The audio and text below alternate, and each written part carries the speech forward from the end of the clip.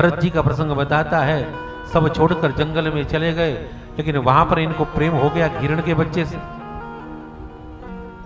गए थे स्नान करने के लिए गंडकी नदी में, लेकिन एक हिरण के बच्चे को इन्होंने देखा, जिसकी माता हिरणी एक सिंह के पीछे लगने की वजह से नदी को पार करना चाह रही थी डर के मारे, लेकिन बीच में गर्भस्राव हो गया। छोटा सा शावक उस नदी में गिरा, बहने लगा। भरत जी ने सोचा मेरी आंखों के सामने घटना घटी है, वो मृगी तो दूर जाकर गिर गई, वो हिरण का बच्चा बहने लगा। उसको उठाकर नदी के किनारे पर रखा और जब चलने लगे तो विचार किया तो जंगल से जानवर आएंगे, खा जाएंगे इस मृग शावक को, तो इसे मैं अपनी कुटिया में ले चलूं। कुटिया में ले गए। अब जो समय भगवान के भजन में लगता था वो हिरण के बच्चे को पालने में लगने लगा, और इतना मोह हो गया उस हिरण के बच्चे से कि उसके बिना एक मिनट नहीं रह पाते। वो हिरण बड़ा हो गया। एक दिन सजाती हिरण आए।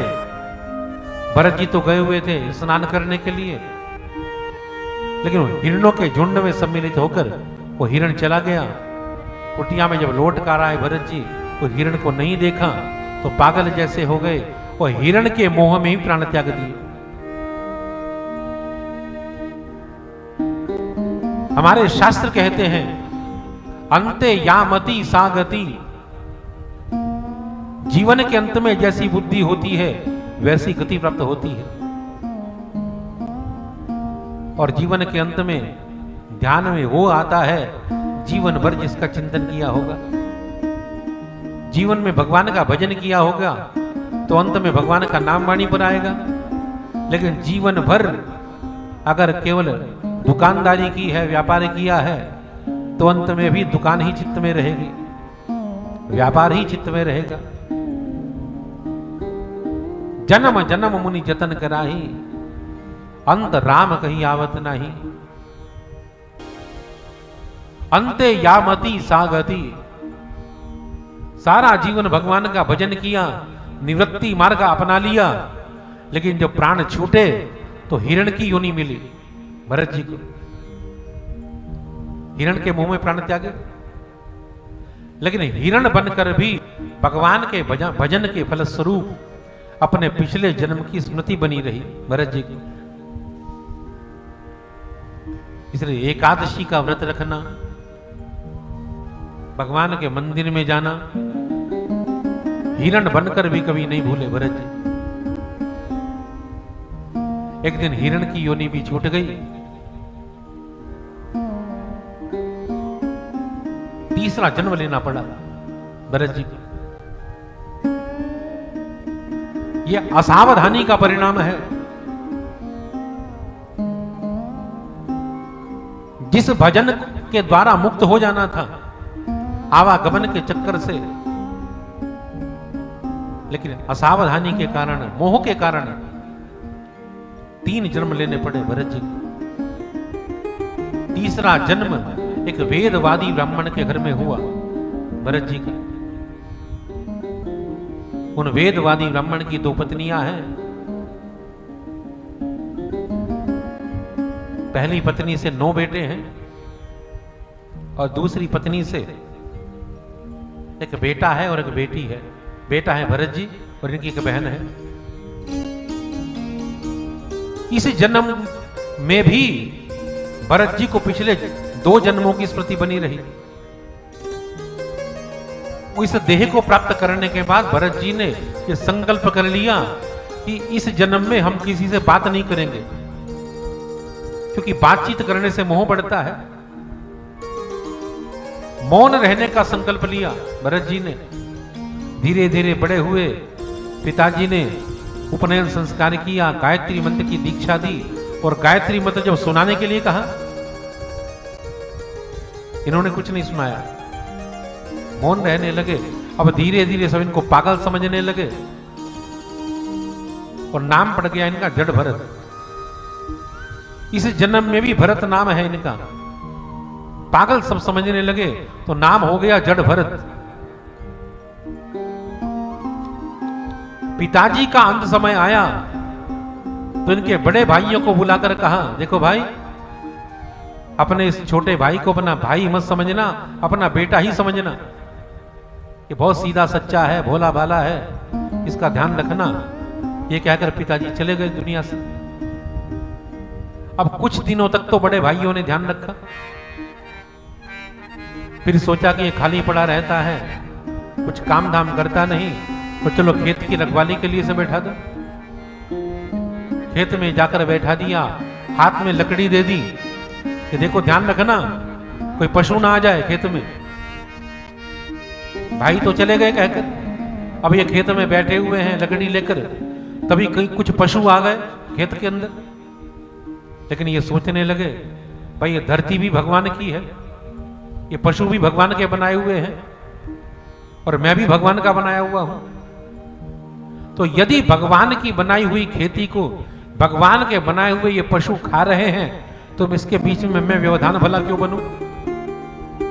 अपना मुंह घुमाकर बैठ गए भरत जी, खाने दो पशुओं को खेती। तभी इनके भाई आ गए और आकर जो वहां का नजारा देखा, बड़ा क्रोध आया भाइयों को। तो कहने लगे कि अरे तू इतना छोटा सा भी काम नहीं कर सकता? खेत की रखवाली के लिए तुझे बैठाया था, या चला जा यहां से। निकाल दिया भरत को। भरत जी ने तो यह शरीर ही मुक्त होने के लिए धारण किया है। चले जा रहे हैं मस्ती में, भगवान का ध्यान करते हुए। उसी समय एक डाकुओं का राजा नर बलि देने के लिए जा रहा था काली के मंदिर में। डाकुओं को भेजा, जाओ जाकर किसी आदमी को पकड़ कर लेकर आओ बलि देने के लिए। डाकू गए तो देखा सामने से भरत जी आ रहे हैं। बड़ा हृष्ट पुष्ट शरीर है भरत जी का, मस्ती भरी चाल है। डाकू गए और जाकर कहने लगे, महाराज चलो हमारे साथ में। भरत जी चल दिए उनके पीछे पीछे। बोलते तो कुछ है ही नहीं। काली के मंदिर में डाकू ले गए, मंदिर को अंदर से बंद कर दिया, इनको स्नान कराया, सुंदर कपड़े पहनाए, सुंदर भोजन कराया। फिर डाकुओं का राजा कहने लगा कि महाराज जितने प्रेम से आपने भोजन किया है, स्नान किया है, उतने ही प्रेम से मरने के लिए तैयार हो जाओ। अब आपकी बलि दी जाएगी। लेकिन मरने का डर किसे है? वो तो चाहते हैं इन डाकुओं की तलवार गर्दन पर पड़े, गर्दन लुढ़क जाए और ये आत्मा परमात्मा में समा जाए। बैठ गए भरत जी, गर्दन को नीचे झुकाकर प्रतीक्षा करने लगे कि कब खड्ग गर्दन पर आकर लगे। खड्ग की पूजा की गई काली के विग्रह के सामने, और पूजन करके खड्ग का जैसे ही डाकुओं के सरदार ने वार करना चाहा भरत जी की गर्दन पर, भरत जी तो मौन बैठे हुए हैं, लेकिन भगवती महाकाली को यह स्वीकार नहीं हुआ कि भक्त की बलि दी जाए। महाकाली के विग्रह में ध्वनि होने लगी, हरकत होने लगी, और देखते ही देखते महाकाली के विग्रह के बीच में से साक्षात जीव को लबलबाते हुए महाकाली प्रकट हो गई। वो महाकाली मैया की जीव को लबलबाते हुए महाकाली चली और देखते ही देखते सारे डाकुओं को मार डाला।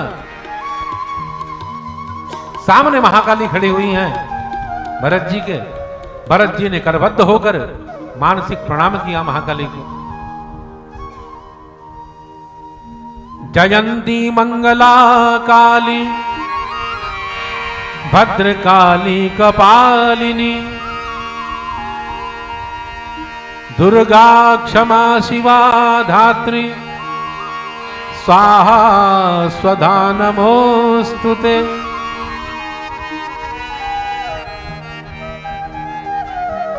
प्रणाम किया और तुरंत मंदिर से निकल गए। फिर जा रहे हैं उसी आनंद भरी चाल में।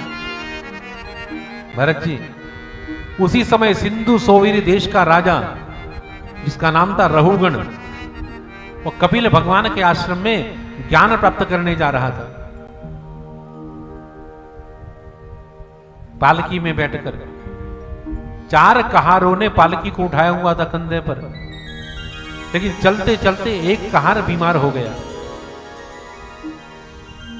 अब 3 कहार रह गए, पालकी कैसे चले? तो चौथे कहार को ढूंढने के लिए वो 3 कहार चले। तभी सामने से देखा भरत जी आ रहे हैं, स्थूल शरीर है, बड़े प्रेम से चले आ रहे थे। इन्होंने सोचा भाई इससे अच्छा आदमी नहीं हो सकता पालकी उठाने के लिए। तो जाकर कहा कि महाराज पालकी उठाओगे? राजा की के पीछे पीछे चल दी। पालकी को इन्होंने उठाया। अब जो 3 कहार हैं उनकी चाल कुछ और है, इनकी चाल कुछ और है। ये तो नीचे देखते हुए चल रहे हैं, कोई कीड़ा ना आ जाए, कोई चींटी ना आ जाए। और जैसे ही सामने से आते हुए कोई चींटी आदि दिखाई देती है तो उछल पड़ते हैं। जैसे ही भरत जी उछले, पालकी का संतुलन बिगड़ा और राजा रहुगण गिरते गिरते बचा। रहुगण ने कहा भाई तुम लोग कैसे चल रहे हो? 3 कहार कहने लगे महाराज हम तो वैसे ही चल रहे हैं जैसे चल रहे थे, लेकिन ये जो नया आदमी आया है ये ठीक नहीं चल रहा।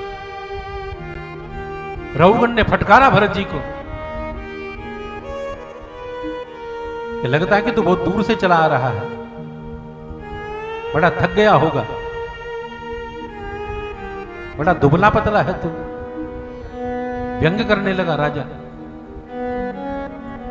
लेकिन भरत जी को तो कोई प्रभाव ही नहीं। राजा किससे बात कर रहा है उन्हें कोई मतलब नहीं। आगे जब चले तो देखा सामने से एक और कीड़ा आ रहा है, मेरा पैर इसके ऊपर ना आ जाए इसलिए उछल पड़े भरत जी। इस बार जब उछले तो राजा रहुगण का सिर टकरा गया पालकी में। इस बार तो राजा रहुगण को बड़ा गुस्सा आया। वो कहने लगा कि अरे तुझे पता नहीं है कि मैं कौन हूं? तू अभी तक मुझे कोई सामान्य आदमी समझ रहा है, लेकिन देख मैं सिंधु सोवीर देश का राजा हूं, रहुगण। यमराज भी वो दंड नहीं दे सकता जो दंड मैं देता हूं। पहली बार भरत जी को यह लगा आज मौन रहना ठीक नहीं है, क्योंकि ये राजा रहुगण जा कहा रहा है ज्ञान प्राप्त करने के लिए, लेकिन ऐसा गंदा पात्र लेकर जाएगा, ऐसा मैला पात्र लेकर जाएगा तो ज्ञान रूपी गंगा जल कैसे प्राप्त करेगा? शुद्ध दूध यदि लेना है तो पात्र का भी सुंदर होना, साफ होना जरूरी है। और देखो मैं किसी समय पूरे जम्बू द्वीप का राजा हुआ करता था, लेकिन नहीं रहा, फिर मैं पशु बन गया। अब मैं एक ब्राह्मण के रूप में हूं, लोग मुझे जड़ भरत कहते हैं। तो बताओ मेरी पहचान क्या है? राजा था, राजा नहीं रहा, पशु बन गया, पशु नहीं रहा, अब ब्राह्मण भरत हूं, यह भी नहीं रहूंगा।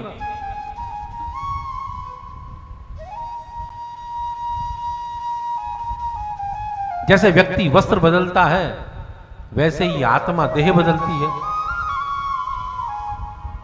कभी भी इस बात पर गर्व मत करना कि आप क्या हो। इस बात को जैसे ही सुना रहुगण ने सोचने लगा कि ओह ये कोई साधारण नहीं है, ये तो वेदांत के सूत्र बोल रहे हैं। भरत जी कह रहे हैं कि राजन तुमने अभी भी कहा कि हृष्टपुष्ट है, बहुत दूर से चला आ रहा है, तो शरीर का दुबला पतला होना, हृष्टपुष्ट होना ये देह के धर्म है, आत्मा का धर्म नहीं है। दुबला पतला होना, हृष्टपुष्ट होना। स्थौल्यम काश्यम व्याधय आदयश्च क्षुत्रम भयम कलिरिच्छा जरा च निद्रारतिर्मन्युरहं मदशुचो देहे न जातस्य हि मे न संति। तुरंत पालकी से नीचे कूद गया रहुगण और हाथ जोड़कर कहने लगा, महाराज आपके कंधे का यज्ञोपवीत बता रहा है, आप ब्राह्मण हो, मुझे क्षमा करना महाराज। मैं भगवान नारायण के सुदर्शन चक्र से भयभीत नहीं होता, महादेव का त्रिशूल भी मुझे भयभीत नहीं कर सकता, यमराज के दंड से भी मैं नहीं डरता। मैं अगर डरता हूं महाराज तो एकमात्र ब्राह्मण के शाप से डरता हूं। आप कौन है महाराज ये बताइए। तो ऐसा तो नहीं है, मेरे गुरुदेव भगवान कपिल ही एक ब्राह्मण के वेश में मेरे सामने आ गए हो। भरत जी कहने लगे, राजन यही तो विशेषता है, यही तो बात है, यही तो हमें खोज करनी है कि हम कौन हैं, हम कौन हैं, कहां से आए हैं, हमारा लक्ष्य क्या है, हमें कहां जाना है, हमें यह पता होना चाहिए।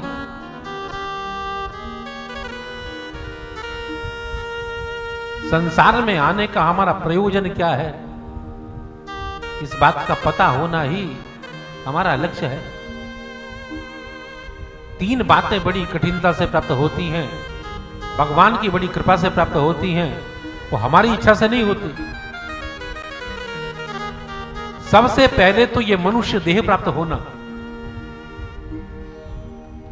84 लाख योनियां हमारे शास्त्रों में विशेष रूप से बताई गई है। भगवान ने हमें कोई पशु नहीं बनाया, कोई पक्षी नहीं बनाया, कोई कीड़ा नहीं बनाया।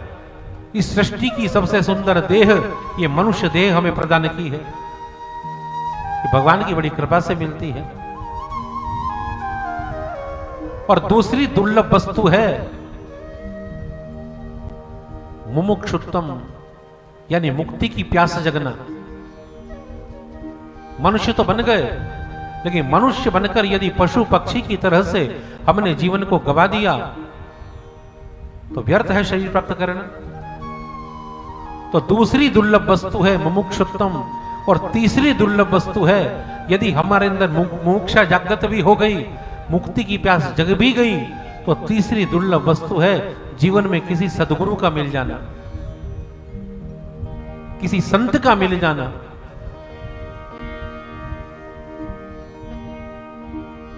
दुर्लभम त्रयमेवैतद् देवानुग्रह हेतुकम मनुष्यत्वम मुमुक्षुत्वम महापुरुष संशयः। तो परमात्मा ने बड़ा अनुग्रह करके ये मनुष्य देह प्रदान की है राजन, ये मुक्त होने के लिए दी है। हम और तुम इस भवाटवी में भटके हुए मुसाफिर हैं और हमारा लक्ष्य है परमात्मा तक पहुंचना। हम भटके हुए हैं और हमारा रास्ता बताने के लिए हम इस रास्ते में ही रहते हैं संत, लेकिन हम संतों का संग नहीं करते। संग भी करते हैं तो उनका करते हैं जो हमारी तरह से भटके हुए हैं। तो संतों का हम संग करें और परमात्मा तक पहुंचने का काम करें, यही हमारा लक्ष्य है। सुंदर शिक्षा दी भरत जी ने राजा रहुगण को। इसे भरतोपाख्यान कहा जाता है।